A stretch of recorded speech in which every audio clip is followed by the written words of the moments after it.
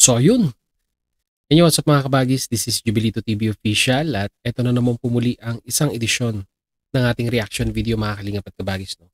Pero bago po lahat, syempre po, mega love shoutout po muna kay Kuya Val Santos Matubang, kay Ate Edna Vlogs, kay Kalingap Arab, kay Ruel of Malalag, Kalingap Netizens, Kalingap Subscribers, Kalingap Supporters, at lalong-lalo na po ang ating mga Kalingap Partners. Mega love shoutout po sa inyong lahat. So ito na nga mga kalingap at kabagis, for today's reaction video, gawa lang po natin ang reaksyon at muli po pagbibigay ng opinion.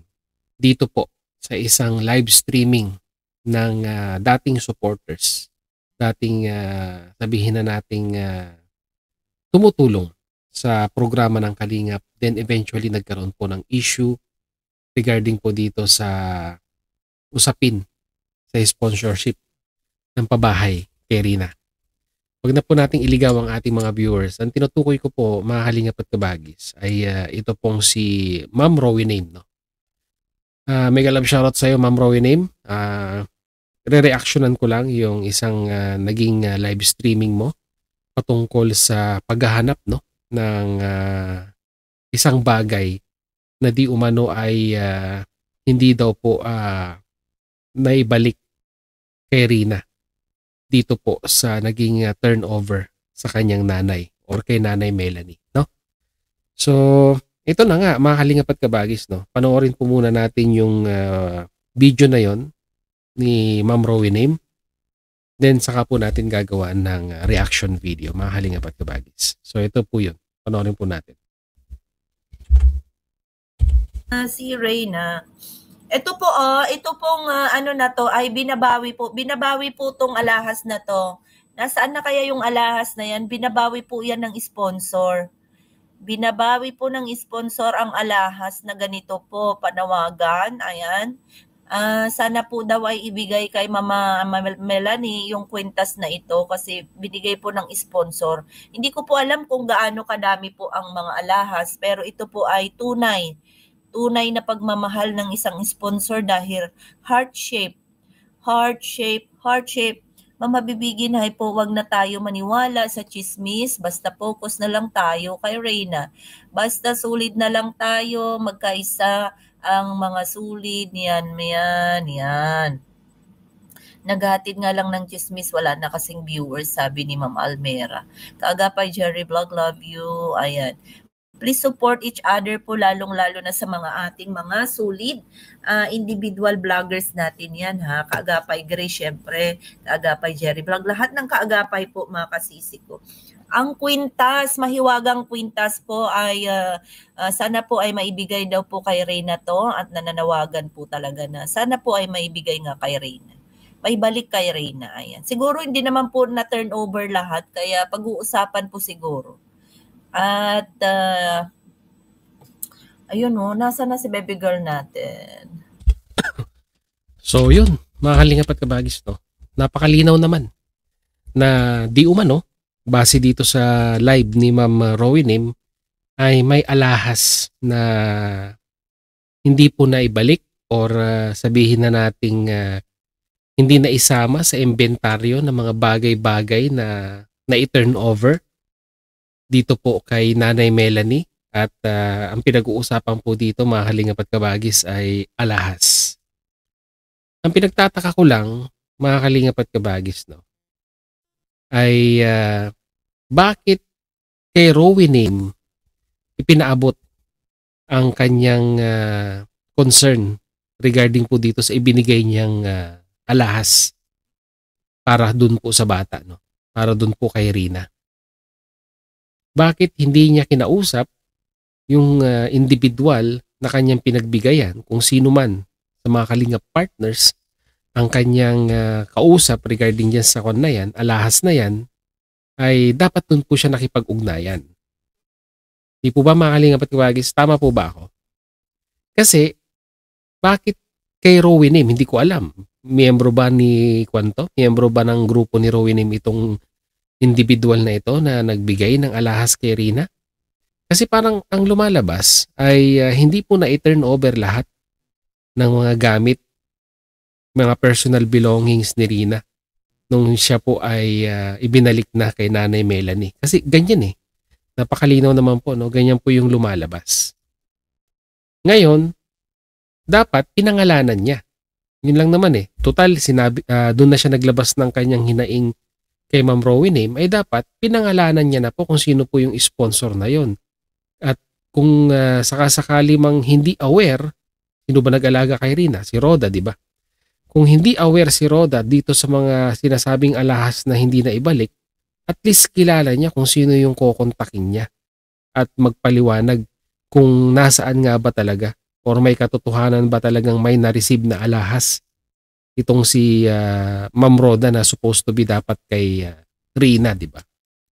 Kalingap is all about transparency, mga kalingap at kabagis, no? Ultimo sa mga perang ibinibigay ng sponsor ay may ina-acknowledge po yan. Kaya parang para sa akin po ay napaka labo naman na mangyari na ang isang ganyang mamahaling alahas ay hindi po maibabalik kung talagang ibinigay po yan kay Rina. Dapat ang ginawa nung nagbigay at napansin niyang hindi po natanggap ni Rina ay kausapin kung sino man yung pinagbigyan niya na Kalingap partners. Para po malinaw, di ba? Para nandun po yung transparency, di ba? Ikaw na nagbigay ng regalo sa isang individual at ito nga po nakakatuwa no?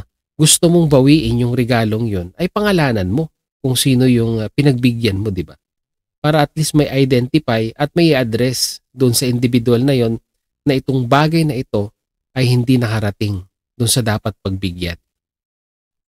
At obvious naman po mga kalingap at kabagis na dito po sa live streaming ni Ma'am Rowie Nim ay maganda ang bonding nila ni Nanay Melanie, no? Which is siguro para sa akin ito na po yung katuldukan ng mga katanungan ng mga netizens, no? Kung sino po yung mga taong nasa likod sa pagkuha po ng bata. 'Di ba? Kasi dito sa live streaming na 'to makikita po natin na ka-video call lang naman ng grupo nila Ma'am Rowie Nim, ito pong si Nanay Melanie, which is kasama pa po sa video call or group video call, no? Mga kalingap at kabagis, no? Well, anyhow, para sa akin, kung meron mang nasa likod sa pagkuha sa bata, labas na po ang Team Kalingap dyan. Kasi ang pinanghahawakan lang naman ng Team Kalingap dati yung kasunduan sa barangay na aalagaan po yung bata. At na-deliver naman po ng Team Kalingap yung mga bagay-bagay na yun, which is nalampasan pa, no? Sa mga expected natin na mga bagay-bagay na pwede pong mangyari kay Rina. Lampas-lampas yung mga biyayang natanggap ni Rina nung inaalagaan po siya ng Kalingap. Kaya ang ganang sa akin lang, sa mga sabihin na nating taong nasa likod na gustong tulungan si Nanay Melanie at itong si Rina, ay sana po, no, kung hindi man po ninyo matapatan, lampasan po ninyo. Para at least mas matutuwa po kami, no? Mga kalingap at kabagis, mas matutuwa pa kami at baka i-acknowledge pa po namin yung kagandahan ng iginawa po ninyo na pagtulong di lamang dito po sa kay Rina, bagkus kay Nanay Melanie, di ba? Di ba? Mga kalingap at kabagis. Yun lang po ang kwan ko doon. Wala po akong kwan dito.